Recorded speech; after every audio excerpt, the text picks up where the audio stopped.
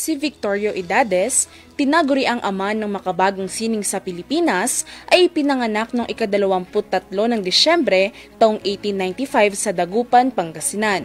Siya ay itinanghal na pambansang alagad ng sining sa larangan ng pagpipinta noong 1976. Nag-aral si Edades sa University of Washington sa Seattle, Estados Unidos, kung saan kumuha siya ng kursong arkitektura at kalaunay na kamit ang Master of Fine Arts sa pagpipinta.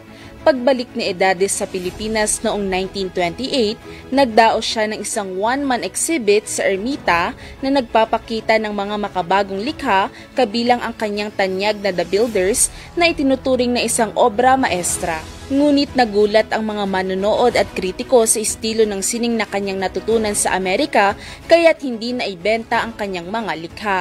Noong 1930, itinalaga si Edades bilang Dean ng Department of Architecture sa University of Santo Tomas kung saan nagtagal siya ng 3 dekada. Dito, ipinakilala niya ang liberal arts program na nagbigay daan sa mga kurso tulad ng Art, History, and Language na kalaunay Bachelor's Degree in Fine Arts.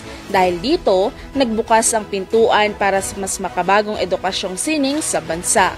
Kasama ang mga sikat na pintor na sina Carlos Botong Francisco at Galo Ocampo, pinangunahan ni Edades ang pag-usbong ng mural painting sa Pilipinas. Ang tatlo, na tinawag na triumvirate, ay nagbigay daan sa mas malalim na pagsusuri at pagpapahalaga sa sining. Sa kanyang naging buhay, tumanggap si Edades ng maraming parangal, kabilang ang Pro Patria Award noong 1961 at ang Araw ng Maynila Award sa pagpipinta noong 1964. Pumanaw siya noong ika-7 ng Marso taong 1985 sa edad na 89. Ipinagdiwang ang kanyang kontribusyon sa sining sa pamamagitan ng pagkilala sa kanya bilang pambansang alagad ng sining noong 1976. Ang kanyang buhay at sining ay patuloy na nagbibigay inspirasyon sa mga susunod na henerasyon ng mga Pilipinong artist.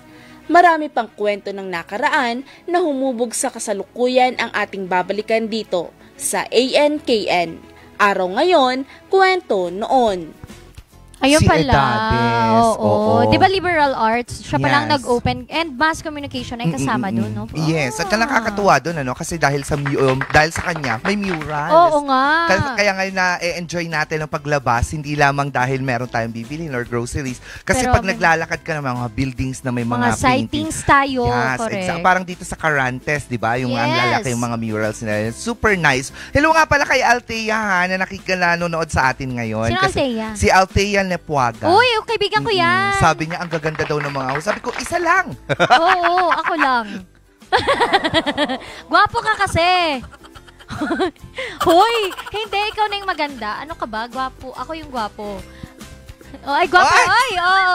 Yun yung gusto ko. May narinig akong gusto ko. Ano, gwapo ang iyong gusto? Oo. Parang ang pangalan, Billy. Hala! Oy, hala! Hoy, wag kang ganyan. Wag mong apelyedohan si Adiwang. Oy!